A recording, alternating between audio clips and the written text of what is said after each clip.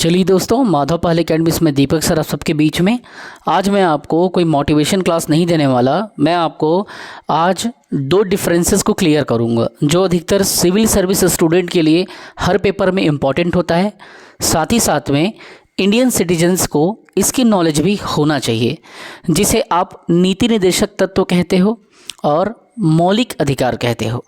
Generally होता यह है कि इन दोनों से प्रश्न बहुत ज़्यादा पूछे जाते हैं, चाहे आप स्टेट पीएससी की बात करो, चाहे आप सेंट्रल के कोई एग्ज़ाम की बात करो, या आप व्यापम की बात करो, किसी भी एग्ज़ाम की बात करो, किसी भी जगह पे की बात करो, वहाँ पे आपको ये दो प्रश्न जरूर देखने को मिलेगा। आपको मौलिक कर्तव्य का क्वेश्चन जरूर पूछेगा और नीति निर्देशक सिद्धांत के बारे में पूछेगा। ठीक है, तो हम यहाँ पे आज ज़्यादा कुछ नहीं, लेकिन कुछ इम्पोर्टेंट जो प्रश्न हैं दोनों के बीच में, नीति निर्देशक तत्व के बीच में और मौलिक अधिकार के बीच में एक्चुअल में डिफरेंस क्या है, कैसे इसे सरल बना सकें, इस चीज़ को हम यहाँ पे क्या करेंगे, डिस्कस करेंगे। नीति निर्देशक तत्व, इसे निदेशक भी बोलते हैं और निर्देशक भी बोलते हैं, है ना। कोई कन्फ्यूज़न मत रखना। नीति निर्देशक तत्व जो होता है, कुछ ऐसी पॉलिसियाँ होती है जो राज्य के द्वारा लागू होती है। सबको डिटेल में भी बताऊंगा, एक एक चीज़ों को समझाऊंगा और इस पे डिस्कशन भी मैं आपका करूंगा। एक हम नीति निर्देशक तत्व को देखेंगे, जो दूसरा देखेंगे ये देखेंगे अपन मौलिक अधिकार को। याद रखेंगे, ये पेपर के हिसाब से भी आपको दिमाग में रखना है और एक इंडियन सिटीजन्स होने के हिसाब से भी इसे आपको अपने माइंड में इसे जगह देना है। बशर्ते यहाँ पे एक बात को आपको ध्यान यह रखना है कि इतनी इम्पॉर्टेंट जो क्लास है उसको पढ़ने और समझने के लिए आप रेगुलर बने रहें इस क्लास से, इस चैनल से। एकदम शॉर्ट में समझाऊंगा, ज़्यादा नहीं खींचूंगा, 5 से 10 मिनट में इसको क्लियर करूंगा। तो नीति निर्देशक तत्व और मौलिक अधिकार के ऊपर मैं अभी क्लास बताता हूं। और हाँ, चैनल को इसलिए सब्सक्राइब कर लो क्योंकि एक एजुकेशनल चैनल है। आप नहीं पढ़ेंगे तो आपके घर के बच्चे ज़रूर पढ़ेंगे, उनको ज़रूर इससे लाभ होगा। चलिए स्टार्ट करते हैं सबसे पहले दोनों के बीच के डिफरेंस को, क्योंकि आज हमारा टॉपिक है नीति निर्देशक तत्व और किसी भी भारत के नागरिक के मौलिक अधिकार के बारे में क्या मूल तत्व है, मूल डिफरेंस क्या है, किस आधार पे इसे आप पीएससी मेंस में लिख सकते हैं और किस आधार से आप इसको समझ सकते हैं, जो आम जीवन में भी आपका बहुत ज़्यादा ये क्या करेगा, मदद करने वाला एक टॉपिक है।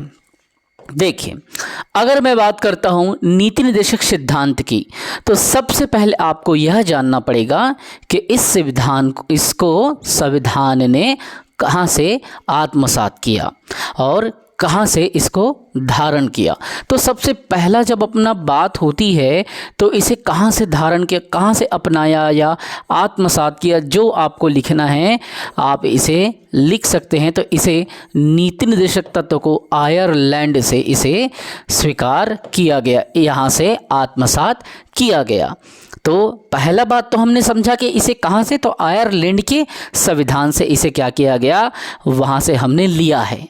वैसे ही प्रश्न पूछा जाता है, रेलवे, पीएससी, बहुत सारे एग्जाम में पूछा जाता है कि मौलिक अधिकार, जिसे आप मूल अधिकार भी कहते हैं, फंडामेंटल राइट कहते हैं, वो किसके संविधान से लिया गया है। तो जैसे ये आयरलैंड से लिया गया था, इन द सेम वे ये भी कहाँ से लिया गया है, तो ये यूएसए से लिया गया है। ठीक उसी पैटर्न में, ठीक उसी शब्द में, तो ये यूएसए, संयुक्त राज्य अमेरिका जो है, तो वहाँ के संविधान से लिया गया है। तो ये दो बातें एकदम तो पहले आपने क्लियर कर लिया होगा कि ये कहाँ से, तो ये आयरलैंड से अपनाया गया और ये यूएसए के संविधान से अपनाया गया। अब प्रश्न यह भी देखने को मिलता है बच्चों कि इसका वर्णन संविधान के किस भाग में है। इतने सारे भाग आप जानते हैं, तो संविधान के किस भाग में है, याद रखेंगे इसका जो चर्चा है वो भाग 4 में इसका क्या है, वर्णन है किसका, नीति निर्देशक तत्व का। तो किस में चर्चा है, भाग 4 में। और हमारे मौलिक अधिकार का चर्चा किस में है, तो ये संविधान के भाग 3 में इसका वर्णन है। ठीक है, तो ये याद रखेंगे आप कि भाग 3 में इसका क्या है, वर्णन है। अगर आपको इसका डिटेल पढ़ना है आप संविधान के भाग 3 में जा सकते हैं। एक बात और याद रखेंगे, अगर आपको आपके दीपक सर के पढ़ाने का टीचिंग स्किल पसंद है तो आप डिस्क्रिप्शन में जाके पेड कोर्स ले सकते हैं। हमारी क्लास से अभी तक 195 प्लस स्टूडेंट का सिलेक्शन हो चुका है, चाहे राज्य के वो कोई सा भी एग्ज़ाम हो, और आप हूबहू यहाँ पे देख रहे हैं कि कैसे आपके दीपक सर किस एफर्ट में, किस अनुभव में आपको क्लास किस सरल शब्दों में दे रहे हैं, जो कि बहुत ज़्यादा एक छात्र के लिए मायने रखता है। अब आगे इस बात को समझिए। फिर प्रश्न ये पूछा जाता है कि जो नीति निर्देशक सिद्धांत है, जिसे नीति निर्देशक तत्व भी आप कहते हैं, इसके बारे में ऐसा क्वेश्चन पूछा जाता है, क्या इसे लागू करने के लिए न्यायालय जाया जा सकता है? प्रश्न आता है ऐसा। इसे लागू करने के लिए अर्थात अप्लाई करने पे नागरिकों के ऊपर लागू करने के लिए, या समाज सोसाइटी में राज्य में जहाँ पर रहते हो वहाँ लागू के लिए क्या आप कोर्ट का दरवाज़ा खटखटा सकते हो? ये प्रश्न बहुत ज़्यादा पूछा गया है, लेकिन इसकी बेसिक जानकारी जिनके पास है वो इसको बना पाए हैं। तो इसे लागू कराने के लिए, याद रखना, लागू कराने के लिए राज्य सरकार या कोई भी एक इंडिविजुअल पर्सन इसे लागू करने के लिए न्यायालय जाएगी या नहीं जाएगी। 1 सेकेंड, वो इनकमिंग कॉल को मैं बंद कर देता हूँ, उसके बाद में मैं आपको कंटिन्यू करता हूँ। ठीक है, तो इसे लागू करने के लिए कहाँ जाया जा सकता है न्यायालय या नहीं नीति निर्देशक तत्व को? तो इसे लागू करने के लिए नहीं जाया जा सकता, इस बात को ध्यान रखना है। ठीक है, तो याद रखना कि आपसे प्रश्न पूछा जाएगा कि क्या इसे लागू करने के लिए न्यायालय जाया जा सकता है? तो इसे लागू कराने के लिए, लागू कराने हेतु आप कोर्ट बोलो या न्यायालय बोलो, ये नहीं जा सकते। ऐसा नहीं है कि आपको यह अधिकार मिल ही गया है तो आप इसे लागू करने के लिए, थोपने के लिए आप कोर्ट का दरवाज़ा खटखटा सकते हो, ऐसा नहीं है। इस बात को आप ध्यान में रखना है कि इसे लागू कराने के लिए न्यायालय नहीं जाया जा सकता। ठीक वैसे ही जब बात आती है मौलिक अधिकार की, तो क्या उसको लागू कराने के लिए, उसको लागू कराने के लिए आप न्यायालय का शरण ले सकते हैं या नहीं ले सकते हैं? तो याद रखेंगे, मौलिक अर्थात होता है बेसिक अधिकार, मतलब राइट। कुछ बेसिक अधिकार संविधान ने आपको आपकी आज़ादी के लिए, आपकी संप्रभुता के लिए दिया है। तो आप इसे लागू करने के लिए बिल्कुल और निसंदेह आप मूल अधिकार को लागू कराने के लिए आप न्यायालय के शरण में जा सकते हैं। ठीक है, अगर आपको पूछे कि क्या हम ऐसे स्थिति में, मतलब इसको लागू कराने के लिए आपके अधिकारों को कोई छीन नहीं सकता, सरकार ने, संविधान ने, ठीक है, जो कॉन्स्टिट्यूशन है उसने आपको यह अधिकार दिया है कि इसे आप लागू कराने के लिए आप न्यायालय में क्या कर सकते हो, जा सकते हो। ये अधिकार है, आप न्यायालय का शरण ले सकते हैं। तो ये इतनी बातें हुई।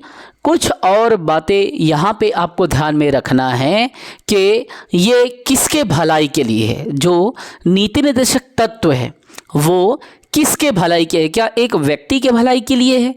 क्या एक देश की भलाई के लिए? किसके भलाई के लिए प्रश्न पूछा जाएगा, तब आपको दिमाग में रखना पड़ेगा कि ये किसके भलाई के लिए बनाया गया है।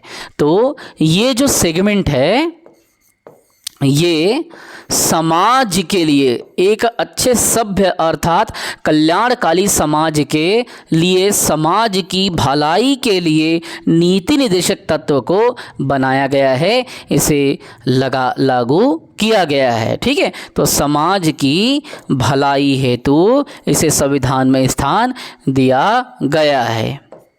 अगर आपसे पूछे कि नीति निर्देशक तत्व को किसकी भलाई के लिए लाया गया है, तो हम पढ़ते हैं ना कि राम राज्य की स्थापना अर्थात कल्याणकारी समाज की व्यवस्था के साथ एक अच्छे सोसाइटी को बीच में क्या करना, सृजन करना। तो कल्याणकारी समाज के लिए इसको नीति निर्देशक तत्व को लागू किया जाता है, अर्थात समाज की भलाई के लिए। यहाँ पे कोई व्यक्ति की प्राथमिकताओं को ध्यान में नहीं रखा जाता, किसी राज्य की प्राथमिकताओं को, किसी स्थान के प्राथमिकताओं को ध्यान में नहीं रखा जाता, बल्कि समाज की भलाई के लिए इसे बनाया गया है। इसे संविधान ने क्या किया है, आप लोगों को एक नीति निर्देशक तत्व सिद्धांत के अंतर्गत बांधा है, ताकि समाज में क्या हो, कल्याणकारी राज्य की स्थापना की जा सके। क्लियर हो गया। जबकि मौलिक अधिकार में क्या चीज़ देखा जाता है, तो मौलिक मतलब मूल अधिकार, कुछ ऐसे अधिकार हैं जिसका कोई हनन नहीं कर सकता। तो ये सरकार क्या करती है, सरकार समाज की भलाई के लिए इसे आपको, राज्य आपके ऊपर थोपती है या लगाती है। लेकिन यहाँ पे संविधान की एक और खूबसूरती देखिए कि ये जो अधिकार दिया गया है, यह अधिकार किसके लिए है, तो ये इंडिविजुअल या पर्सन या व्यक्ति, ठीक है, जो पर्सन होता है, व्यक्ति जो होता है, उसके भलाई के लिए इसको दिया जाता है, ताकि उसके अधिकारों का शोषण ना हो सके। ठीक है, व्यक्ति या नागरिक भी मैं लिख सकता हूं, ठीक है, क्योंकि मौलिक अधिकार में अगर मैं अपन बता रहा हूं यह, तो किसके लिए, तो नागरिक के अधिकार के लिए, नागरिक के अधिकार के लिए, अर्थात नागरिक के भलाई के लिए इसे दिया जाता है, ताकि उसके अधिकारों का शोषण ना हो। इस बात को आप ध्यान रखेंगे। ठीक है, अब जब बात आती है नीति निर्देशक तत्व की, तो एक दो बातें और आता है। होता क्या है, जो नीति निर्देशक तत्व होता है, आपसे पूछा जाएगा कि इसके पीछे किसकी मान्यता होती है। तो नीति निर्देशक जो सिद्धांत होता है, इसके पीछे राजनीतिक मान्यता होती है। ठीक है, आपसे पूछा जाएगा तो याद रखना, राजनैतिक, इसे राजनैतिक मान्यता प्राप्त है। नीति निर्देशक तत्व को राजनैतिक मान्यता प्राप्त है। एग्ज़ाम में रेलवे ने एक बार पूछ दिया था कि निम्न में से किस तत्व पे, किस पे राजनैतिक मान्यता प्राप्त है, तो उस समय पे इस क्वेश्चन को बहुतों ने क्या किया था, गलत कर दिया था। जबकि मौलिक अधिकार पे किसकी मान्यता होती है, तो जो मौलिक अधिकार होता है उसके पीछे याद रखेंगे बच्चों, कानूनी जो मान्यता होती है, लीगल जो आपके राइट होते हैं, जो अप्रूवल होते हैं, उसका एक हिसाब से देखा जाए तो मान्यता होता है। तो मौलिक अधिकार के पीछे क्या है, कानूनी मान्यता, इसे क्या होता है, कानूनी मान्यता प्राप्त है। ठीक है, और इसमें एक बात और आपको ध्यान में रखना है कि ये क्या करते हैं, किसके अधिकार को बढ़ाता है। जो नीति निर्देशक तत्व है अगर बनाया गया है तो किसी न किसी व्यक्ति के अधिकारों के लिए बनाया होगा, किसी न किसी इंडिविजुअल के लिए, किसी न किसी सोसाइटी के लिए, किसके लिए बढ़ाया गया है, तो यह जो है सरकार के अधिकारों का बढ़ावा देती है, सरकार के अधिकारों को बढ़ाता है। ठीक है, वो चाहेगी उस हिसाब से लॉ एंड ऑर्डर लाएगी, उस हिसाब से वो समाज के कल्याण के लिए लॉ एंड ऑर्डर को आपके ऊपर अप्लाई करेगी। तो यहाँ पे रखेंगे कि यह क्या करता है कि जो गवर्नमेंट होता है, सरकार, ये सरकार के अधिकारों को बढ़ाती है, सरकार के अधिकारों का संरक्षण करती है, अधिकारों को बढ़ावा देती है। अगर आपसे पूछा जाए तब आप बताना, तब आप इसको सॉल्व करना। ठीक है, तो यह सरकार के अधिकारों को क्या करती है, बढ़ावा देती है। जबकि जो मौलिक अधिकार है, ये यहाँ पे प्रश्न जब आएगा तब आप कैसा करोगे, यहाँ पे देखना, मौलिक अधिकार मतलब एक व्यक्ति को, एक भारत के नागरिक को मिला है, तो भारत के नागरिक को कुछ ऐसे अधिकार दिए हैं जिसका सरकार भी हनन नहीं कर पाएगा।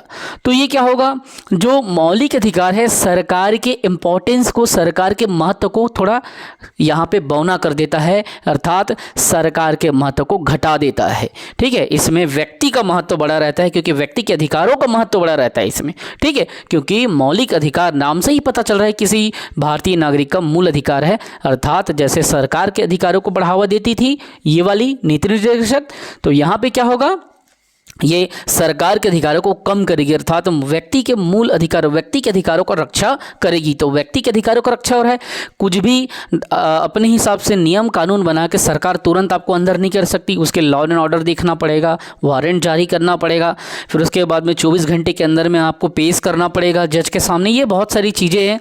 तो यहाँ पे आपको यही समझना है, ये क्या करती है, ये जो अधिकार है सरकार के अधिकारों को घटाती है। ठीक है, तो यहाँ पे इस बात को आप मेंशन करेंगे, बहुत इजी तरीके से बनेगा, बस आप वीडियो को 3-4 बार आप देख लो। सरकार के अधिकारों को, है ना, ये क्या करती है, डिक्रीज करती है, क्योंकि आपके अधिकार को बढ़ा देती है। तो यहाँ पे मैं लिख देता हूँ घटाती है, सरकार के अधिकारों को ये क्या करती है, घटा देती है। ठीक है, तो इस बात को आपको याद रखना है, क्योंकि आपके अधिकारों की रक्षा करने के लिए आपको मूल अधिकार दिए गए हैं, इसीलिए यहाँ पे सरकार का अधिकार बौना हो जाता है, अर्थात कमज़ोर पड़ जाता है। अब इसको याद रखना, जो नीति निर्देशक तत्व है ये किसके द्वारा लागू करने के बाद नागरिक को प्राप्त होगा। तो कोई भी जो चीज़ होती है, जैसे मैंने क्या कहा, सरकार के अधिकारों को बढ़ाती है, अर्थात इसे लागू करने का जो अधिकार है वो किसके पास है, जिस राज्य में आप रहते हो। चूँकि भारत क्या है, विभिन्न राज्यों से मिलकर बना है, भारत क्या है, राज्यों का संघ है। आपने संविधान में पढ़ा है, भारत क्या है, राज्यों का संघ है। इसीलिए जिस राज्य में आप रहते हैं समझ लो, तो वहाँ पर जो लॉ एंड ऑर्डर चल रहे हैं उसको गवर्नमेंट क्या करती है, अप्लाई करती है, अर्थात यह राज्य सरकार के द्वारा लागू करने के बाद किसी नागरिक को प्राप्त होता है। तो इस बात पे यहाँ पे ध्यान आपको रखना है कि राज्य के लागू करने के बाद ये क्या होता है, नागरिक को प्राप्त होता है। कोई भी जो नागरिक होता है, व्यक्ति होता है राज्य का, तो इस बात को याद रखना, राज्य के शब्द है ना, राज्य शब्द का प्रयोग हो रहा है, राज्य के लागू करने के बाद ये क्या होता है, नागरिक को प्राप्त होता है। ठीक है, देख लेना मेरी राइटिंग अच्छी नहीं है, हाँ पढ़ाना अगर ठीक लग रहा होगा तो ज़रूर बेटा सब्सक्राइब करना, क्योंकि ऐसे क्लासेस, इतनी इंपॉर्टेंट क्लासेस मैं डालते रहता हूँ। तो राज्य जब इसको अप्लाई करेगा, लागू करेगा, इम्प्लीमेंट करेगा, तब यह अधिकार नागरिकों को क्या होगा, प्राप्त होगा। ठीक है, उसी तरीके से मौलिक अधिकार में क्या होता है, जब आप यहाँ के नागरिक होते हैं, जो नागरिकता की विभिन्न क्राइटेरिया है, ठीक है, उन सभी क्राइटेरिया के अंतर्गत जब आप भारत के नागरिक होते हैं तो क्या होता है, यह अधिकार भारतीय नागरिकों को स्वतः ही प्राप्त हो जाता है। संविधान की यही खूबसूरती है। ठीक है, तो यहाँ पे इस अंतर में, डिफरेंसेस में मैं यहाँ पे लिखता हूँ कि ये जो मौलिक अधिकार है ये नागरिकों को, यहाँ पे याद रखना भारत का नागरिक होना जरूरी, तभी ये चीज़ मिलेगा। पता चला कि अमेरिका का कोई आदमी यहाँ आ रहा है तो उसको ये मूल अधिकार देंगे करके आप बोलोगे तो ये गलत है ना। तो ये क्या होता है, नागरिकों को स्वतः प्राप्त होता है। क्या होता है, स्वतः प्राप्त होता है, बशर्ते नियम ये होना चाहिए कि वह भारत का क्या हो, एक सिटीजनशिप हो, तब जाके इसको ये चीज़ों की मान्यता उसे मिलेगी। मैं उम्मीद करता हूँ कि मेरे द्वारा पढ़ाए गए जो कंटेंट मैंने अभी यहाँ पे रखे वो आपको पसंद आया होगा, और इतने अच्छे से मैंने नीति निर्देशक तत्वों को और मूल अधिकार के डिफरेंस को समझाया। अगर आपको मेरे अनुभवों पे खुशी होती है, मेरे पढ़ाने पे भरोसा होता है, अगर आप कोई पेड कोर्स घर बैठे ऑनलाइन क्लास लेना चाहते हो तो आपको कुछ नहीं करना है, सीधा आपको एप्लीकेशन को डाउनलोड करना है डिस्क्रिप्शन में जाके, और उसको उसमें मोबाइल नंबर डाल के आप अपना रजिस्टर कर लेना।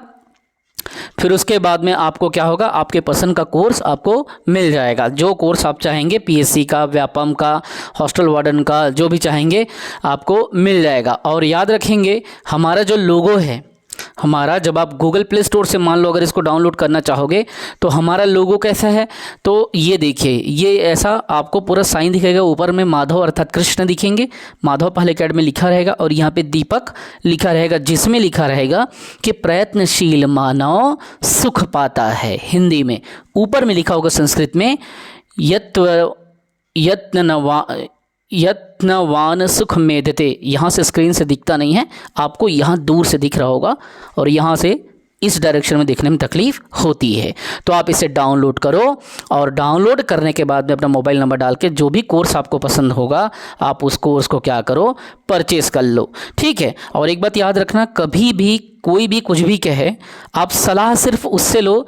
एडवाइस, जो एडवाइस शब्द है आप याद रखेंगे, आपको सिर्फ उस पर्सन से एडवाइस लेना है जो पर्सन वाकई में क्या किया हो, है ना, आपके भरोसे पे खरा उतरा हो। अर्थात कहने का सार को आपको समझना है, सलाह उससे ही आपको लेना है बच्चों जो व्यक्ति आपके मनोबल को ना घटाता हो, आपको बल्कि सकारात्मक चर्चा करता हो। अर्थात आपके विचारों में वो क्या करता हो, एक सकारात्मक मतलब एक अनुभूति पैदा करता हो। केवल उसी से एडवाइस आपको लेना है, वरना किसी से एडवाइस नहीं लेना है। बस याद रखेंगे, जितना भी मैंने मेहनत किया, अगर आपको वो प्रयास अच्छा लगा हो तब आप चैनल को सब्सक्राइब करो और शेयर करो। और घर बैठे अगर आप पैड कोर्स लेना चाहते हो, ठीक है, अगर आपको पैड कोर्स लेना है तो उस कंडीशन में आपको क्या करना पड़ेगा, पैड कोर्स के लिए आप एप्लीकेशन को सबसे पहले इंस्टॉल करो। इंस्टॉल करने के बाद में वहाँ से आप कोई भी कोर्स को परचेज़ कर लो। ठीक है। तो मैं उम्मीद करता हूँ कि जितना मेहनत से मैंने आपको पढ़ाया वो आपको पसंद आया होगा। और हाँ, एक बात याद रखना, अपने सपनों को मरने मत देना। ठीक है। जय हिंद, वंदे मातरम।